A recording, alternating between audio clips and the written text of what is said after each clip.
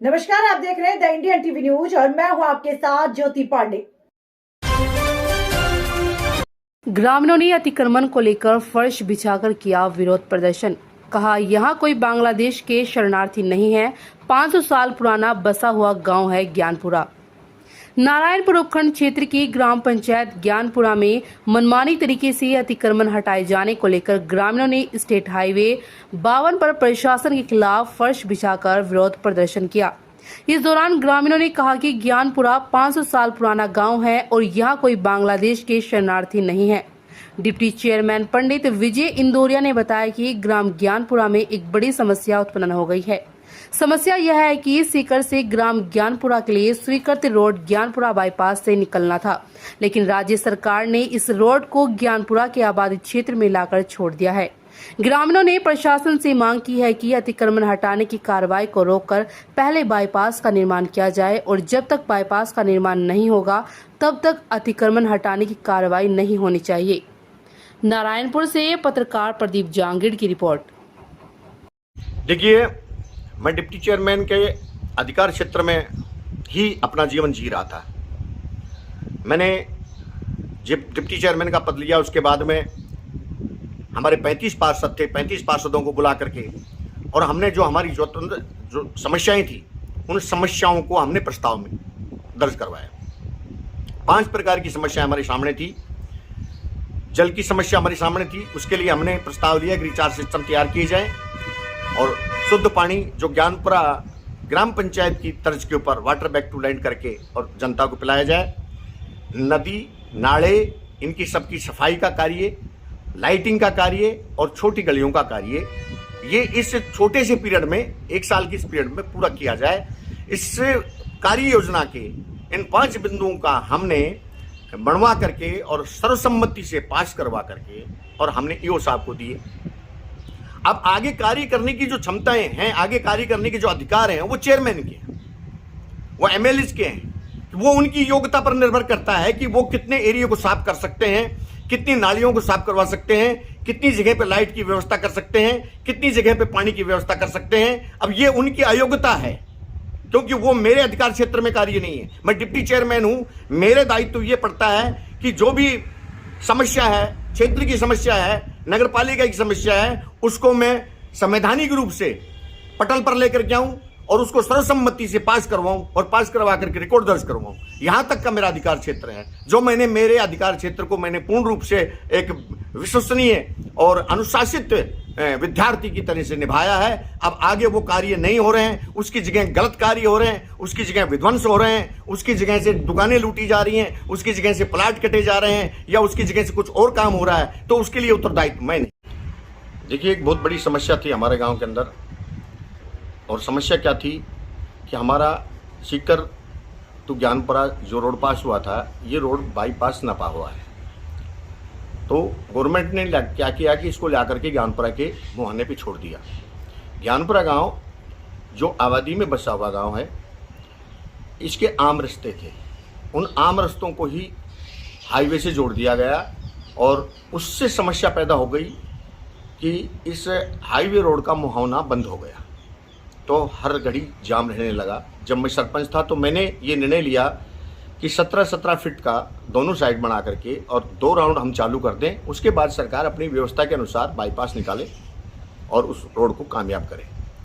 लेकिन उस समय ये कार्य नहीं हो सका, तो अब हमने समस्त गांव वालों ने इस बात की स्वीकृति भी दे दी थी कि भाई ठीक है, यातायात को सुचारू कर दिया जाए, बाद में देखा जाए। इसके लिए हम 50 आदमियों का डेलीगेशन लेकर के एमएलए साहब के पास में गए और उनसे कहा कि आप 2 महीने का समय दिलवाइए, बरसात का मौसम है। और 2 महीने के समय के बाद में हो सकता है हमारा बाईपास का काम चालू हो जाए। एक ऐसा बाईपास हमारे पास में आज है जिसमें सिर्फ 3 दिन के अंदर उसको प्रारंभ कर सकते हैं। यहाँ से ज्ञानपुरा से पाली से सीधा हाईवे 52 को टच कर रहा है और वो सुचारू रूप से रास्ता चालू है। आधा तो डामर से डामरीकरण हो चुका है उसका, उसमें थोड़ा सा कंक्रीट वगैरह डाल करके भी हम बड़े वाहनों को हम उधर से निकाल सकते थे, बाईपास कर सकते थे। उस योजना पर ध्यान नहीं दिया गया, उल्टा 2 महीने का समय हमें नहीं दिया गया, उल्टा जबरदस्ती 5 दिन में आनन फानन के अंदर शॉर्ट नोटिस के ऊपर गांव को चिन्हित कर दिया गया। चलो कोई बात नहीं, गांव भी स्वीकृत था, हम लोग भी स्वीकृत थे, गांव का यातायात सुधरेगा, मार्ग सुधरेगा। लेकिन जो उसके बाद हुआ वो बहुत ही दर्दनाक और बहुत ही दुखांत स्थिति बनी। जिस तरह से यहाँ पर लाकर के जेसीपीओं को रखा गया, जिस तरह से गांव को तोड़ा गया, प्रशासनिक अधिकारी 1 और टीमें 10, तो आम जो 4th क्लास के लोग थे उनके आदेश पर भी मकानों को, दुकानों को तोड़ा गया। जहां चिन्हित किया गया था उससे भी ज्यादा 10-10, 15-15 फीट अंदर तक तोड़ा गया। किसी का कोई रूल्स नहीं था, कोई सिस्टम नहीं था, कोई तरीके से सिस्टमेटिक ढंग से, सरकारी तरीके से, योजनाबद्ध तरीके से कार्य नहीं हुआ। इसके लिए प्रशासनिक समस्त अधिकारी दोषी हैं। दूसरी बात, उसके बाद शाम को नोटिस दिया गया, शाम को कहा गया और सुबह दुकानों को तोड़ना चालू कर दिया गया। उनके आगे से टीन टप्पर हटा दी गई। जनता ने सहयोग किया, मेरे गांव की जनता ने भरपूर सहयोग किया, प्रशासन का सहयोग किया, कहीं कोई झड़प नहीं हुई। सब रोते रहे जिनके घर ढह गए थे। मैंने उस समय, हमारे एओ साहब हैं जो नगर पालिका के अंदर अधिकारी हैं, मैंने उनसे निवेदन किया कि जिन लोगों के मकान ढह रहे हैं उनके लिए आप क्या कर रहे हो। तो उन्होंने मुझे आश्वस्त किया कि इनके लिए हम पीएम हाउस जल्दी से जल्दी रिकमेंड कर देंगे। चलो, हम आश्वस्त हो गए थे। वो प्रक्रिया हुई, वो असंवैधानिक हुई। हमने एक दिन पहले भी इस चीज को ब्रॉडकास्ट किया था कि असंवैधानिक तरीके से, राठौड़ी तरीके से कार्य न किया जाए। ये कोई बांग्लादेश के शरणार्थी नहीं है। ये ज्ञानपुरा गांव 500 साल से बसा हुआ गांव है। ये रोड कभी आधिपत्य में नहीं लिया पीडब्ल्यूडी ने, गांव का आम रास्ता है। इस पे पट्टे भी कटे हुए हैं, इस पे मकान भी बने हुए हैं, 7-7 पीढ़ियों के मकान बने हुए हैं। उनको ध्वस्त कर दिया गया, बहुत ही बेरहमी की तरीके से वृक्षों को काट दिया गया, पीपलों को हटा दिया गया। तो जिस तरह से ये ध्वस्त विध्वंस हुआ, ये विध्वंस आवश्यक नहीं था। मार्ग दुरुस्त करना था, खाली मार्ग खोलना था, आगे से हटा देना चाहिए था। जो कंक्रीट वगैरह, रूढ़ी वगैरह थी, जो चबूतरे वगैरह थे, जो नाजायज थे, जहां पर समस्या पैदा हो रही थी, उनको समाधान कर देना चाहिए था। लेकिन उसके बावजूद पूरे गांव का विध्वंस किया। आप जाकर के देखिए, वीडियो लीजिए आप। कई लोग तो ऐसे हैं जिनके पास में अब रहने के लिए छत नहीं है। 5-5 कमरे, 3-3 कमरे। एक व्यक्ति को एक छप्पर से, कच्चे घर से एक मकान में आने के लिए एक जीवन लग जाता है, एक गरीब व्यक्ति को। और उस मकान को ही अगर अनैतिक तरीके से ध्वस्त कर दिया जाए तो ये कौन सा विकास है। मैं इसके पक्ष में नहीं।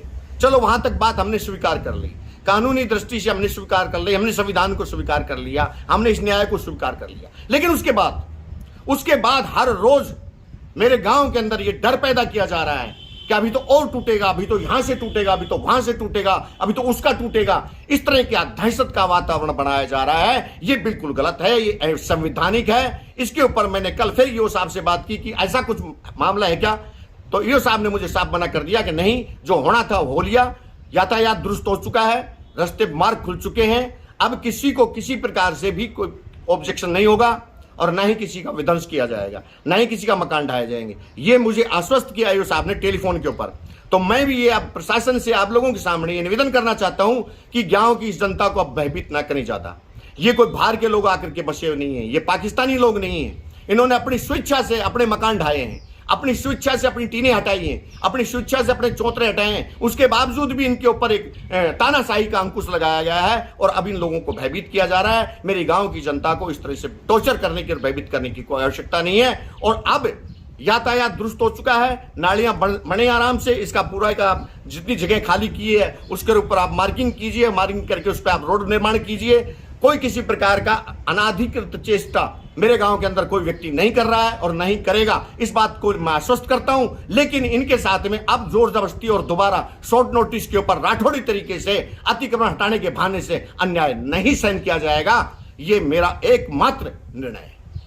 धन्यवाद।